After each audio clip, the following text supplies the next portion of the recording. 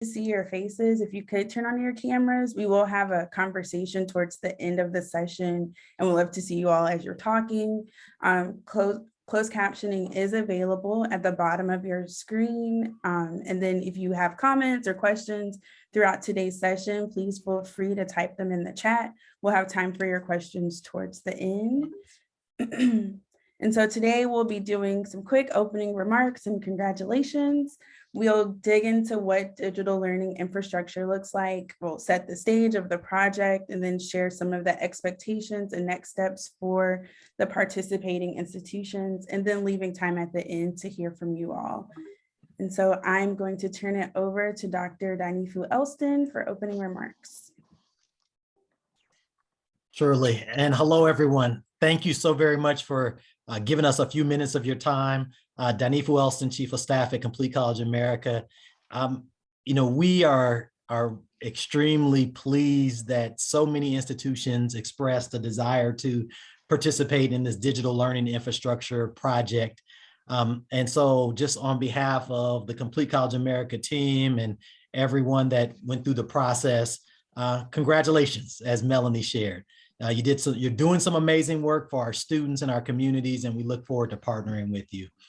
What we'd like to do really quick before we jump in, and the goal of this, as Melanie just shared, is we want to spend more time today talking with you, allowing you to answer questions, ask questions, get some feedback on anything that may still be kind of unresolved or questions about what the future of the project looks like.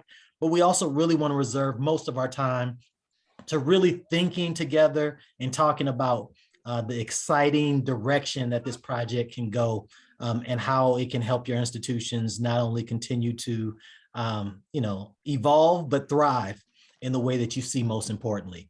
So I'd like to start off by just doing, I think what we're going to do is some introductions. And so as opposed to going through every single individual, what I'd like to do is just kind of start off by quickly introducing the Complete College America team that's on the line. You've met Melanie Harris, who is one of our strategy directors a little earlier. Melanie is the project manager for the DLI project. Dr. Nia Heidel is, wave your hand, Nia, is our vice president for Alliance Engagement and Institutional Transformation. We also have one of our project associates, Benjamin Gelfin, who is on the call as well. You may see a few other team members pop in. We have a number of strategy directors who manage states and larger college completion strategies. And so they may be popping in on the line. And of course, our president, Dr. Yolanda Watson Spiva, leads our efforts, and she's been the president at CCA for over 3 years now. So on behalf of the entire CCA team, hello. Melanie, might be helpful before we continue on is to maybe identify a point person from every single institution, or maybe just say the institution that's been selected. And then from there, we'll go ahead and then go into a few other individuals. Alrighty, so let's start off with Coppin State University. If the project lead can introduce yourselves and anyone else that's on today from your institution. Good afternoon. We're excited to be here from Coppin State University.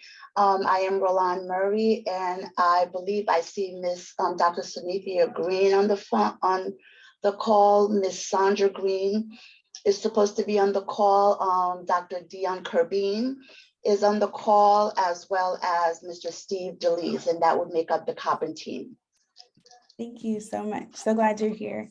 Next up, we have Langston University.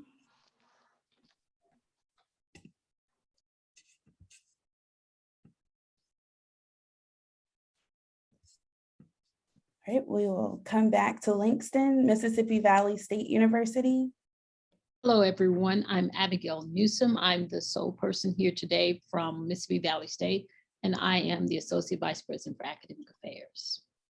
Thank you. Next up is Virginia State University. Good afternoon. I'm Tammy McLean Smith. I am the Director of Distance Education at Virginia State University, and I have my colleague Chip Sawyer, William Chip Sawyer, representing VSU today. And next up is Wiley College. Good afternoon. My name is Tasha Bradley, and I am representing Wiley College. I'm just so excited, but I also have with me some of our team members, Dr. Howard Gibson, our Vice President for Academic Affairs, Dr. Ray Lundy, our Interim Vice President for Student Affairs and Enrollment Management, Dr. Geraldine Duncan, our Associate Vice President for Institutional Research and Assessment, Mr. Darren Ashley, our Director for Institutional Technology. I think that's everyone. Thank you. Thank you. And last but not least, Xavier, University of Louisiana. Good afternoon. I'm Anderson Sundameya. I'm the Dean of the College of Art and Sciences. We are very, very excited to be here. And with me, I have my colleagues, Dr. Richard Peters, Dr. Nathaniel Holmes, and Dr. Elizabeth Hammer. Perfect. Thank you so much. So just so you all can see it, here are our selected 6 institutions. Again, congratulations to all of you. I'm going to turn it back over to Danifu. Absolutely.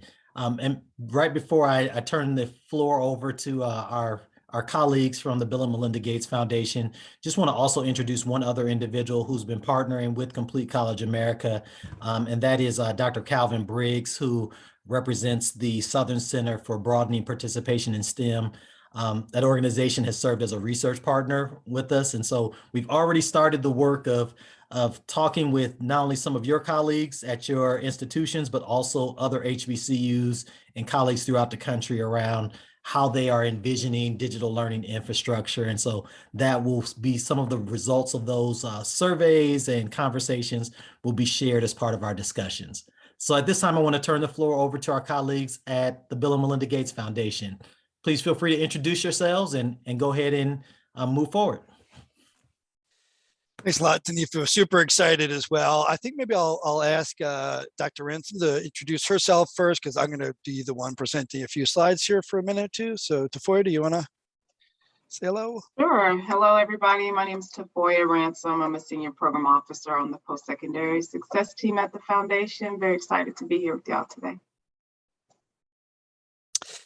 Great. And Josh Barron here. I'm the senior program officer for the digital learning infrastructure. Relatively new initiative here at the foundation, and I think Tafoya doesn't often give herself enough credit. She's been a huge partner here with me working on this for the last 6 or 7 months. I do want to just add my congratulations before we go any further to all of the institutions and everybody here for being selected to participate. What I really am very excited about, really see as really innovative new approach to doing some of this work. I've had the honor of working with Coppin State a little bit in my past career, which has been mostly spent at university campuses doing digital learning work. So that's more of my background. I did a little work with Wiley as well. So great to see some familiar names, and super excited to getting to know the other institutions and individuals here.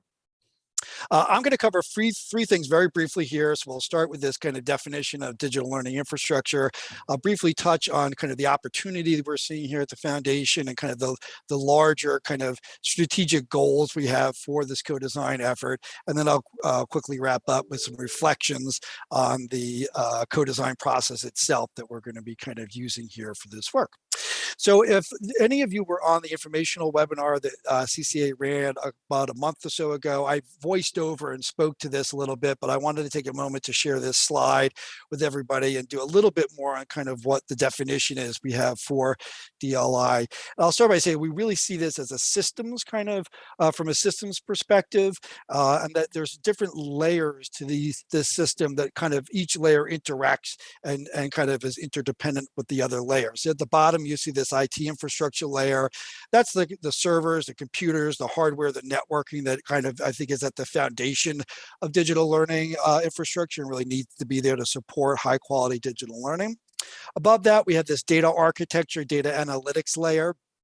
And I think that that's a really emerging and critical layer From the work I've done in campuses, I think most college universities are not really, haven't matured that layer very far. So that's an area we're kind of interested in exploring more. Above that, we have the kind of platform layer. That's where things like your learning management system, student information system, maybe advising technologies would kind of sit. And then above that, we have the services layer, which I think is important to emphasize, because at least for me, when someone says infrastructure, I don't usually think about services as being part of that, but I think we see it as being critical because it's in a sense this bridge between the technology and the people. And so since ultimately we want to develop strategies to improve student success, we could have the world's best technology in place, but without the services, people may not be ready to use it super effectively or following best practices and so forth, and we may not see the impact we all would like to see. Down the right side, you see A through E, and those are just indications of where the foundation has already been investing in parts of this infrastructure over the last 5 or 10 years. I won't take time to go into details now, but happy to answer questions and we can share more of those details in follow-up. So let's go to the next slide and I'll talk a little bit about the opportunity here. Now, I'm not going to spend time on the data on this slide. All of you are the world's experts on HBCUs and the data here, and I'm sure are already super well aware of this huge success that you've all had educating Black students over the last many decades, and in the context of being severely under-resourced. But I will draw your attention to the right side here, which is really kind of the opportunity the foundation is looking at right now, which is looking at ways of investing in HBCUs to kind of help everybody level up to this kind of state-of-the-art digital learning infrastructure as means to amplify and magnify the success that all of you have already seen. And so that's really what we think we have an opportunity to do here, kind of hopefully coming out of the pandemic here fairly shortly. The overarching goal for the co-design work, and I think this is important because it's very different than how the foundation I think has operated maybe in the past, is to have all of you as kind of field experts and leaders in this field inform our grant making strategies. And so rather than implementing a lot of this work over the next few months, we're really more involved, want to get engaged, and the CCA will be leading all this work to really have you inform our strategies moving forward and what we should be funding grant-wise to go after that opportunity.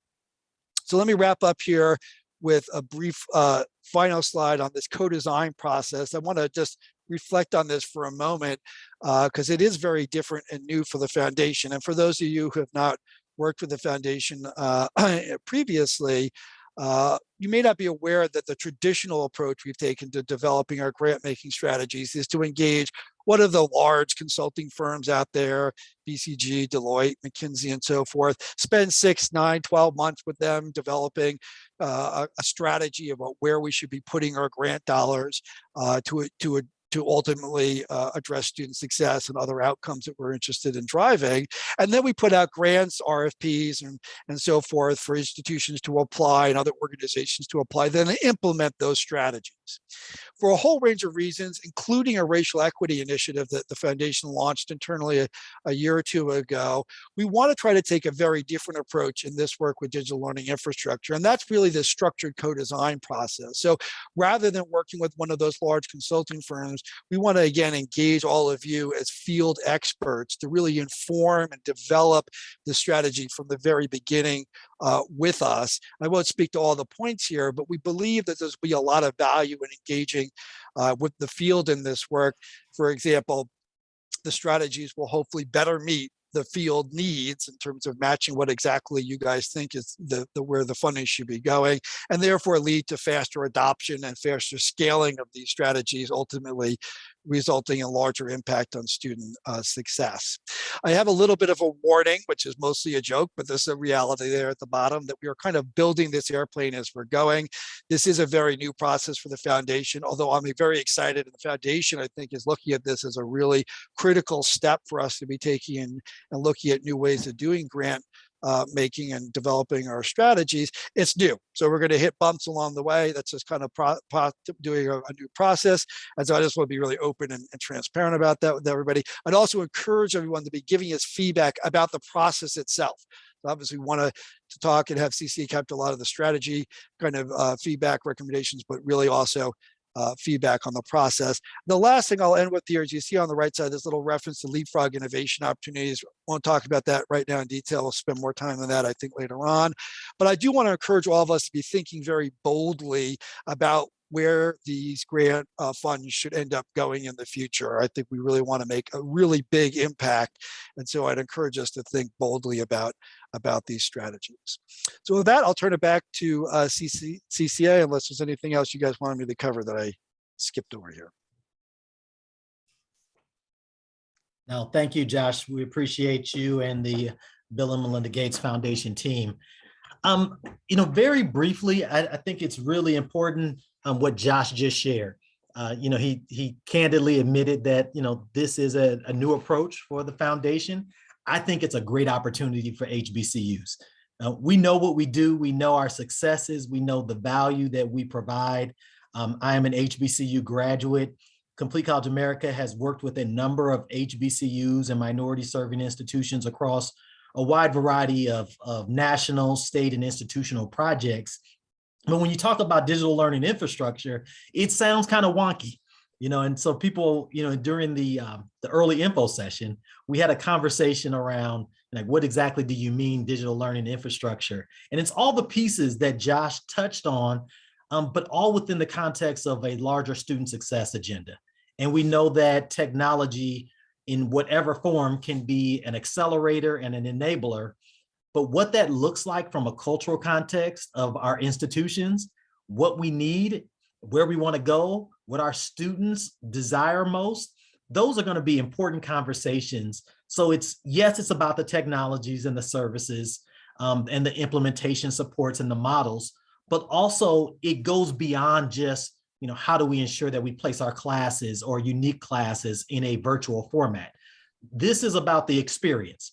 What is the unique student success experience and how can it be informed by digital learning infrastructure as we define it? So we're really excited about how this process, how this project will move in that direction. And of course, doing that through a racially appropriate and culturally focused lens that is unique for our institutions. So when we talk about the work we're going to be doing, Melanie, if you can move to the next slide. I think there are a couple things that just are reminders for you. So the project overview, there are a few things that will be taking place. The big piece is the co-design effort that we've shared. 6 institutions have already been selected. We will share about $1.5 million in total grant funding. We'll talk about that a little bit more as we get into some of the conversation pieces about how you can use those dollars and where you should use those dollars. I think Josh touched on this just a little bit, but the great thing about this is that typically when we have one of these projects, everyone's like, okay, so what do I have to get done in the next 6 months or the next year? What is really, I think, unique and an opportunity with this project is, you'll be able to use some of these dollars to move forward existing efforts that are in place. Maybe it will provide you with an opportunity to provide support for those individuals to be present and engaged in the work that we'll be doing as co-design teams. So it is really about the how.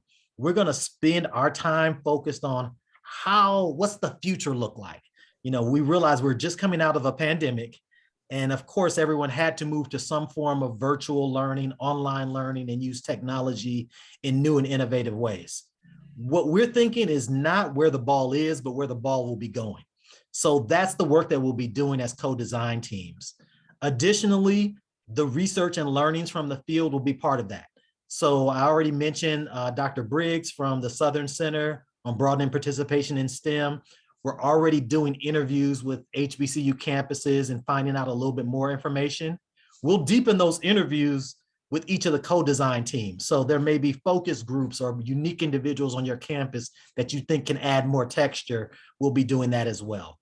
And we'll also be creating an advisory council who will be meeting and helping us to pressure test many of these ideas. So if you can move on to the next slide. I think if I were to, and we were to bucket this, we're going to explore what success can look like. HBCUs have been at the forefront of and models of what student success can be like at predominantly white institutions, et cetera. Many of the models that were created at HBCUs have been replicated. So we want to really talk about the unique aspect of the digital blueprint of HBCU student success. When we talk about the support and the development of digital learning infrastructure, it's like, what does this look like? What are the components? How complex is it? What different integrated pieces need to happen within a campus? When we think about the long-term driver of the work, we want to be able to rally around a shared vision and maybe to come to some agreement on, here are some things that we want to make sure don't get screwed up. And here are some things that we think are unique opportunities that we want to lock arms and talk about. And of course, many of you are already doing really great work. And so part of our goal is to elevate the good things that are happening at your institutions and others to make sure that folks know that this rapid change is being led by HBCUs, and it will impact our futures moving forward. So that's the spirit of what we'll be doing. At this point, what I want to do is kind of move into this conversation around expectations and next steps. And Melanie, am I hitting the first slide? Yes. Yes. All right. So I think I hit on some of these a little bit, but just to kind of dig a little deeper. So what you will be receiving within the next couple of days is the memorandum of understanding. And it kind of lays out all the things that you've already seen in the application process. You're going to be partnering with Complete College America. We expect that you'll build a team and designate a project lead. A question that we continue to get was who should be on the team. And so if you look at the bottom of the screen, there are a couple that we recommend, but we know that every institution is uniquely different and positioned differently. So you may decide you want to have a data lead as opposed to one of these other roles, but we want to be able to have a team of at least 5 to 6 individuals, maybe a little larger. Some institutions have already asked about including a student, and we welcome that opportunity. There will be a number of meetings that will take place between now and May of 2022, and we'll provide that schedule for you. We expect that members of the team will be present and at these events and being able to contribute, providing feedback over time. So in some cases, we may ask subgroups to come together around different stakeholder areas. And then we want to continue to talk. This is a space where you can be free to discuss. We didn't lay out ground rules on the front end, but the one thing I think will be very important for us and for you to know is that these conversations are confidential. And so if there are things that we identified that need to be outside of the scope of the larger group, or there are things that you'd like Complete College America to articulate that may be important in the process, and having an anonymous way to do that, we're happy to make sure that that happens. We want to make sure more than anything that the spirit of the conversation is one about progress. And we also want to make sure that we are positioning and highlighting HBCUs in the way that you deem as most important. So I'm gonna turn the floor over to Melanie. So I wanted to go through some of the dates that you all should have on your calendar. So we're, of course, today on the co-design kickoff call. We will have our first co-design meeting on January 19th from 3 to 4:30 p.m. and that will be held on Zoom. And then the second one will be February 16th from 3 to 4:30 p.m. also on Zoom. I will be sending out calendar invites, and we'll talk through in a second about how you'll let us know who's on your team so that they can also receive the necessary invites and connection information. In March, on March 3rd and 4th, we are planning an in-person convening. Of course, we're very mindful of COVID and have an eye on that to make sure that it is safe to convene in person, but we would like you to pencil it on your calendars as well. And then we talked a little bit during the kickoff or the info session about these workshops that we'll be hosting in the spring of 2022. That schedule is still to be determined, but we will be inviting you all to share some of the information that you dig into during these co-design meetings and about the work that you're doing on your campuses. Again, I'll send calendar invites and we'll send a recap email so that you have all of this information. I would recommend, as you are appointing people to be on your team, to make sure that they are available to attend these meetings. And if not, maybe tapping another person or letting us know what conflicts might arise and we can work with you to work around that. There are current opportunities, and we put emphasis on current because this list keeps growing of additional opportunities for you all. So Dr. Olson just mentioned that you all will be invited to participate in focus groups and appoint people on your campuses to also participate in that. We anticipate doing those focus groups in January and February of next year, or just in a couple months. We also have an opportunity that Dr. Elston will talk about in a second to present or be on a panel during the South by Southwest Education Conference. And so we'll share more details about that, and then we'll provide information about how to sign up and the topics for those workshops in the spring.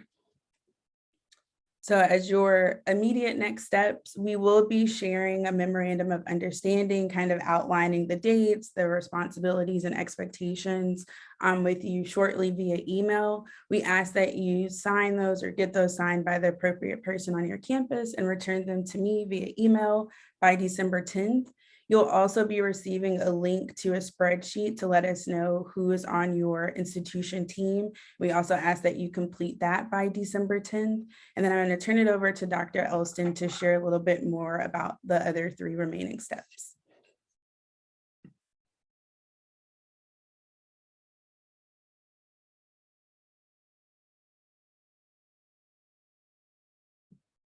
No, I can't hear you.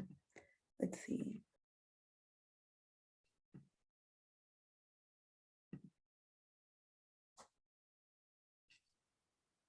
While he's troubleshooting, I will, so there, you will, in the offer or email, acceptance email, we mentioned that we haven't publicly announced the 6 selected institutions and ask that you also do the same.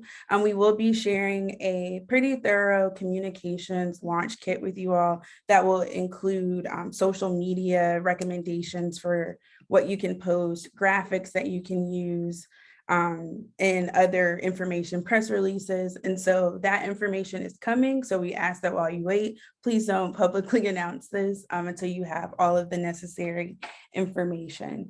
We also, like I mentioned, have been invited to host a panel during the South by Southwest Education Conference, and we'll be sharing more information about what we're looking for in panelists and to see if you are interested and available in participating. So please keep an eye out on that. And then last but not least, as you're appointing your team members, please try to identify a time in January or February that works for your team, and we'll work around your schedule to lead those focus groups. I'll provide more in-depth information of like what we need and how much time in the recap email that I send you later on today. And so I would like to turn it over to Dr. Nia Heidel to lead a discussion with you all. Okay, good afternoon, everyone. I am really excited, as is the rest of the CCA team, to welcome you to this project. This is going to be, I think it's going to be a really exciting thing for us to engage in together. And for the next 20 minutes or so, we just want to have some conversation about, Melanie, if you could take the slide off so we can see everybody, that would be great. Thank you. And what we would like to do is really engage in a conversation around what this project is and what you're expecting to gain from participating in the project. So as Josh had mentioned earlier, this is a unique approach. We're doing a co-design model. So what that means for us is that we don't have all the answers. And what we're doing is embarking on this journey together to identify what you are already doing that's really great. What are the resources that you think would help you to elevate the work that you're doing on your campuses, and just to really engage in a kind of a robust experience conversation about that. And then the side piece of that is what you'll see is one of the goals for us is to develop a real community around this project across institutions, so that even when we're removed from this process, there are relationships that are built, there are resources that are being shared, and there's information that you all can provide to each other to continue to support the work that you're doing even beyond this project. So, okay, so we're just gonna jump on in. I'm gonna ask some questions and ask you all to unmute yourself and then just chime in, and we're gonna take some notes because we want to pay attention to what you're saying is important and use that information in our planning process for our next meeting. So the first question is, there are lots of projects out there. Like we know a ton of things that you could do and a ton of things that you could commit your teams to. But you chose to apply for this project. And so what is it about this project specifically that makes you think that this is going to be really important or a game changer for you in the work you're doing in the digital space? Hi, my name is Tasha Bradley again, and I've been thinking about that question before you asked that question, but I also wanted to acknowledge that two of my team members, Dr. Watson and Dr. Johnson, are also on the call. I didn't introduce them earlier. But I think for me, one of the things is being in a community together to talk about what does this mean, right? So there's a lot of emphasis on the idea of being digital, having digital infrastructures and being an institution that really can utilize digital education in meaningful ways. But I think we've all been kind of very siloed in thinking about it. And so for me, there's excitement around what does it mean to be in a group together that co-designs and is really thinking together about the future of the digital infrastructure and digital learning for HBCUs in particular. And if I can echo or piggyback on that, I think it's important when you see the meta, right? The metaverse and what folks are doing in the digital space. It is important for us to really see what's happening across the country. Omicron, I'm sure there's going to be another Greek letter variant out there. I don't want to be a part of none of those fraternities and sorority variants, but I do think it is important for us to be forward thinking. And sometimes we and HBCUs sometimes lack those resources. So being in that space, being with different like-minded individuals, I think will be beneficial. I'm 3 months in at Langston University, and I think just making sure that we stay thinking past the future. I mean, thinking about the future is going to be important for us. Yeah, thank you. Okay, I would also like to add from Mississippi Valley State University, I think this COVID pandemic has made us realize that we're more capable of doing things than we once thought, and also made us realize some of our deficiencies, if you will. So I think looking at our foundation of our digital imprint is really important. And as we build those foundations, I think it's also good to realize that we have to have systems. And as we build these systems, we have other systems in place that we can collect this data so we can look back on it to see what was successful and have a lot of meta-analysis that we can do on the back end as we look back over what we've done. To me, that's very exciting, and that's some of the things that I'm trying to get started here on our campus. Thank you. If I can add, Coppin State University, we like to think of ourselves as always being part of the cutting edge of technology when it comes to teaching and learning. And we've done some wonderful things in terms of our foundations, what we have to offer to our students, to our faculty, to the whole entire campus. But I do think, with the onset of the pandemic, we realized where our strengths were or where our strength lies right now. But as was said earlier, we need to be forward thinking. And I think we are, by being part of a community that's thinking about the same thing, will really provide us with the additional things we may not be thinking, because sometimes you tend to get very tunnel vision with what you are accustomed to, what you have. And there's only so many of us on this campus.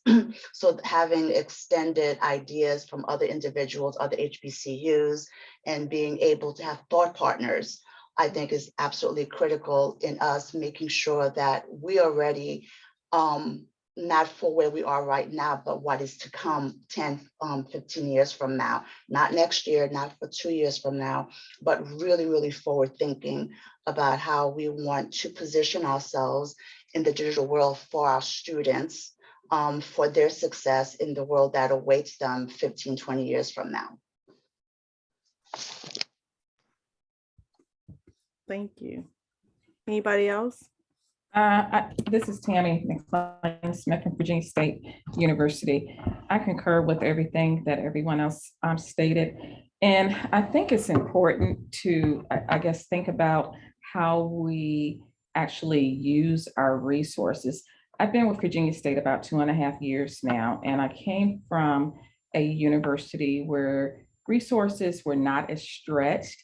And so I had to get creative with figuring out, okay, so how are we going to do this to launch this fully online program? Or how are we going to get this particular tool to help our students? And so I think speaking with some of my peers from other HBCUs has really been very helpful. And so with this initiative, I guess virtually right now I'm meeting new peers that I've never had discussions with as far as how to stretch the resources, how to have what types of innovative ideas that your universities have. So I'm just happy to be a part of this and to be able to collaborate with you all. Thank you all. Any last thoughts before I plunge into my next question?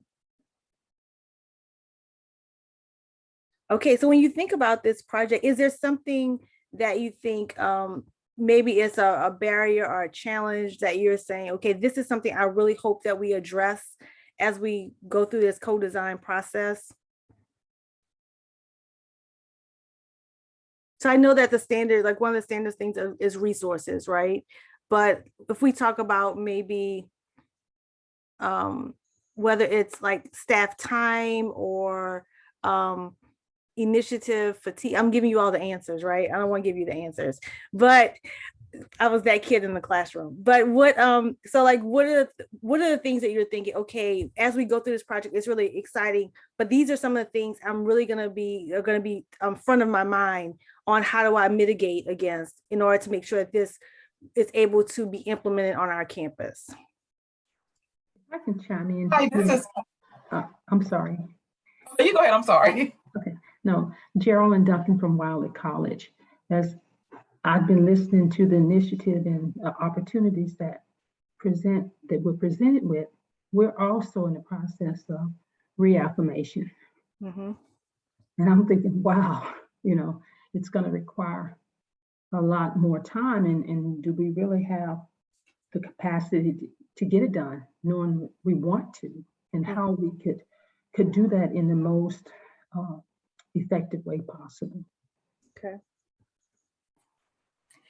Hi, this is Dion Carbine from Coppin State University in Baltimore. And as I think about the project, the first thing that's going to comes to my mind is change management. How do we get people to think differently? How do we get people to be visionary, to catch the vision and take the ball and run with it? We know that there's a lot of resistance when we try new things, when even with COVID, it took people a while to jump on board with a lot of things. So how can we navigate people through the change? And then once we get them through the change, to make sure that they are comfortable in it and that it continues and they not revert back to the old ways of paper, pencil, Scantron, just as an example. And this is Tammy McClain-Smith again from BSU. Dion, is that your first name? Dion? Yeah. Okay. It's so great for you to hear you say change management, because that has been such a focus. I actually have somewhat of a change management background from my, I guess, many years as a professional. But we actually hosted the VSU Online Innovation Conference. It was a virtual conference recently, and our keynote speaker was a change management expert, because we felt the need to have someone actually address those key areas that you spoke about. And it was so well received, and so many things as far as that change management piece So many of those pieces are overlooked, and they're easily overlooked, but they make a significant impact on the ability to roll out successful distance education programs and programs in general. You have to have that change management piece in place. Tammy, I might tap you for that person's name. Okay. Because I think, because I think this is a really important point. So I want to speak to both Geraldine's point and then also to Dion's point. So with the change management, we get comfortable. And so we understand, all of us, that when we have these changes that are happening, like, how do I fit? And then as faculty members, particularly, we're experts in a discipline. And so now you want me to shift into something else where I might not be an expert. And so how do I address that and still feel, confident and good? So I think that that's part of what the goal will be for us, is figuring out what are those things that need to be put in place, whether that's training or professional development or technical assistance, to support your teams and your broader faculty and staff, to assist with building a culture that allows people to even fail forward if we need to do that. So we'll keep that top of mind. And then Geraldine, I know like capacity issue is something that is, I think, at the front of everyone's mind, particularly when you have accreditation and reaffirmation. I know that that's a special lift that heavy lift you have to do. And so I think throughout the process, what we'll need to do, well, let me say here, all of the CCA team, we've been institutional practitioners. So for most of our careers, so we have sat, right, I was at DLI University right before I came to CCA. And the last thing I did before I left was accreditation. That was my last project to kind of hand off. So I completely get it. And I think that we understand that what we need to have throughout the process is incorporating that into the design. So what are these things, whether as it relates to capacity, that need to be considered when you're designing this whole plan and this structure? And so that way we can account for it, and it can be part of the plan, and it fits, it's a better fit, if that makes any sense. So not saying accreditation is over here somewhere, but that this is a very real space, because even if you're not doing it right now, I know Langston just finished theirs earlier this year. So even if you're not doing it now, it's coming back around. So how do we continue to put that into the process so that when we have things like this, it's factored in? So I think that we'll just kind of keep that top of mind. Any other thoughts around like changes or, barriers or challenges you think you're gonna need to account for? I would like to piggyback on the change management that Sam talked about.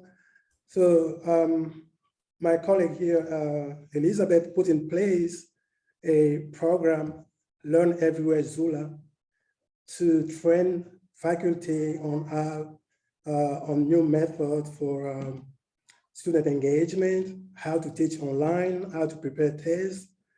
And I think one of the goals by coming here is to see how we can maintain that digital experience that we acquired during COVID and how we can expand it.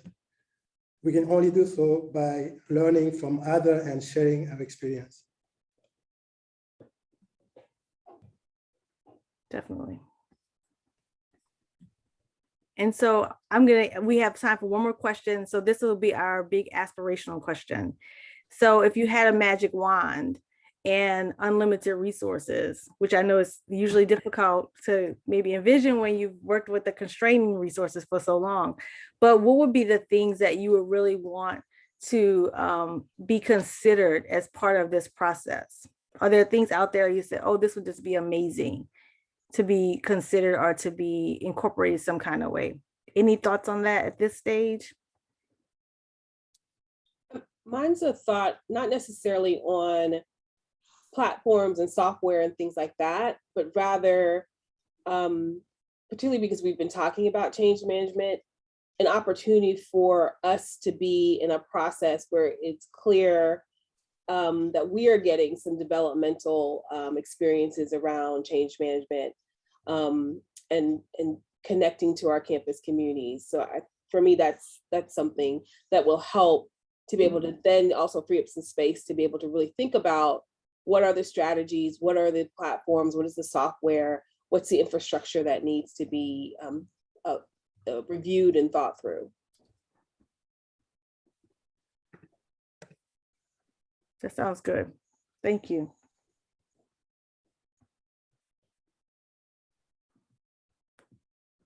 Nia, I'm managing the chat and I Oh, see yeah. I see a response from Elizabeth saying that, making sure all the classrooms are high tech and able to facilitate mixed mode teaching. Mhm. Hi, this is Dion from Coppin again. For my magic wand, I would love to have a highly personalized experience for students that regardless of if they are moving around campus, that the Wi-Fi signal could pick up and they could be near financial aid to say, hey, you need to go in and apply for financial aid, or hey, you haven't registered. Even down to artificial intelligence that within the learning management system would show them if they are struggling at a certain point and then lead them to resources, be it the tutoring center or some online support that helps them. That would be my magic wand. It goes on, but that would be part of my magic wand. I'd like to add to Dion, for me, the magic wand would be some kind of system that promoted student success in the environment that regardless of whom you were speaking to, if this person was on the phone, on their cell phone or some kind of electronic device, they could go to one portal where they could assist a student with any issue they have. Maybe not answer all of the questions, but maybe say, well, Dion, I looked at such and such. You need to go over to see Ms. Newsom over in Tutorial Center, or you haven't completed your FAFSA for the year. Because right now our data is so segmented in these different departments, they're not talking to each other. So when I talk to a student, I may only be talking about academics, but if all of this data was integrated somehow into one system for the university's needs, then you could better assist a student. And that need, I know there are a lot of software platforms out there, but they're not all customized to be what I need on my campus. Abigail, I just actually wrote in the chat that you read my mind, and I think it was, I don't know if it was Dion just before that. We were thinking, I was texting my colleague Nate Holmes about this. I think when they put up the template, or essentially the structure, and we had seen a really great example of a one-stop shop kind of portal where students had that, and it was this real ease between all these different aspects. But also, I know on our campus we're trying to digitize and make lots of processes much more efficient, so that students can have easy access if they wanted to add a class or drop a class or to check certain things or to incorporate what will happen if they were to make this decision, what may impact their financial aid. So those kinds of questions, when they need those real-time information, rather than having to go to 5 different places necessarily, they and it gives them a certain level of autonomy as well, right? And certain level of agency. So yeah, I really like that idea. I think it would be interesting, and maybe I'm just dreaming pie in the sky, but I think it would be interesting to kind of create something that is unique to HBCUs in that, we get all these solicitations from EAB and Slate, if you have a CRM or these different company softwares, and they really pitch you their software, but their software is really tailored towards a Harvard or somebody like that. It'd be interesting to kind of design a platform that is really towards HBCUs and really sensitive to our needs and students, kind of taking everything that everyone said and seeing if we can actually design that with the resources that could be available. And that's going to take a lot, of course, some programmers and different things, but maybe it sparks a entrepreneurial opportunity where we have a centralized platform that all organizations can use, but still being sensitive to the different needs of the organization. So Coppin's needs might be different from Mississippi Valley. Mississippi Valley needs might be different from Langston, but we all kind of created this thing with HBCUs in mind. Something to think about. Yeah, if you ever read the Blue Ocean book, right? It's kind of create your own thing. So I think there's some opportunity there. So I'm just dreaming, but I'm just wanted to put it out there. Okay, thank you. I think that's a great idea. I have one hand up. Yes. Hi. Hi. I think my vision would be if our institutions could, well, first thing, could embrace a spirit of student-centeredness in everything that we do. I think that is the premise, the underlying premise, or the foundation upon which everything that we have discussed today must be built. Because what tends to, just as observation, institutions seem to not, and when we look at our policies, our practices, and the way we implement our programs, because of the timing in which this work was done, we have a tendency of not, it doesn't reflect the kind of reform strategies that we've come to learn today, or strategies that will create successful learning environments for students. And so institutions will sometimes begin to pair off and we begin to implement strategies, but the entire institution has to embrace the change, as Dion was saying. Everybody has to think with the student at the center. And then we build our programs, our practices, etc., starting with the student at the center. And I think that's where I'd like that we not miss as we begin to venture and meander into all of this. And then the other piece I would hope that we would not miss is the strategic role that faculty play in driving this whole process. Student success is a faculty-driven, if you will, kind of an experience. And so the faculty plays such a critical role in everything that we're going to do. I'm talking about, yes, we have the administrative structures that we need to take a look at, but that faculty piece and that student piece are so integral, and we got to get it right. Okay. Yes, point well taken. Thank you all for sharing your ideas and all your thoughts on this. I am going to turn this back over to Danifu to wrap up and tell us what's next. Yeah, thank you, Nia, and thank you everyone for your comments. Dr. Green, I think that your final comments were right where we needed to be. I think more than anything, this project is and will always be about students and student success. And even as we think about who those right individuals should be in the teams that you'll create, and we encourage you to think very deeply about who the right persons are for this team, because sometimes we are so mired in the work and not realize that there are a lot of back end, processes that come into play. So, some individuals have talked about including, a data analyst or a data lead or whoever, someone's maybe in the IR department, or maybe the person who is managing some form of student affairs or academic advising. You get a chance to create that team in the way that you see best. But what we encourage you to do is to think deep into the individuals that need voice and that maybe can add a different perspective in this larger digital learning infrastructure plan. So as we put this slide back on the screen one last time, just want to kind of do a couple of quick reminders.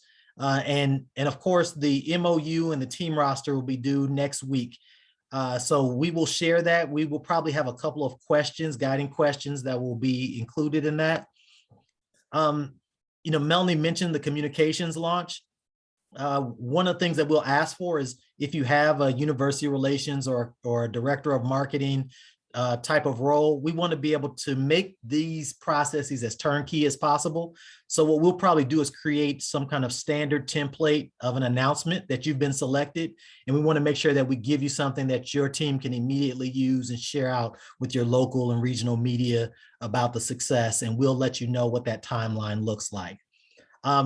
Melanie also mentioned that we have been selected already as a featured session at South by Southwest EDU. And so we haven't quite figured out how large our panel will be. We anticipate it might be 3 or 4 individuals. But if you are saying we've done some really great work and we'd love to be featured and talk about what this project is and what we've done and why digital learning infrastructure is key for HBCUs, we will share that information on how you get in contact with us. That's probably a little more time sensitive for us. I think we have to make some decisions before the end of December.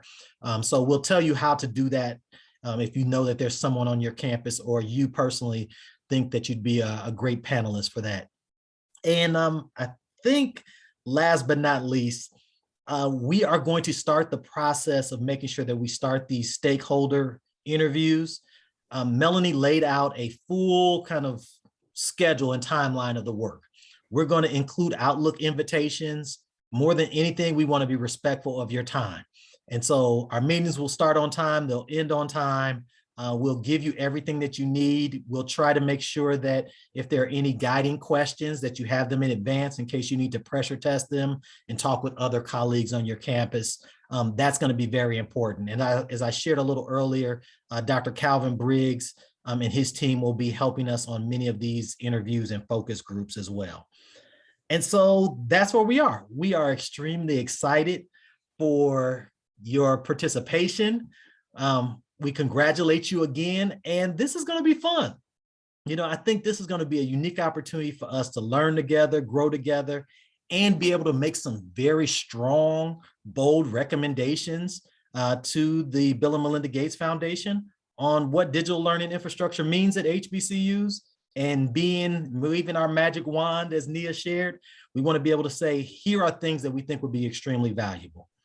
I will conclude by saying that part of this is about the wins and the opportunities. It's also about us being honest and saying, these are things where we think we need to have some conversations. We've been having interviews with some college presidents currently.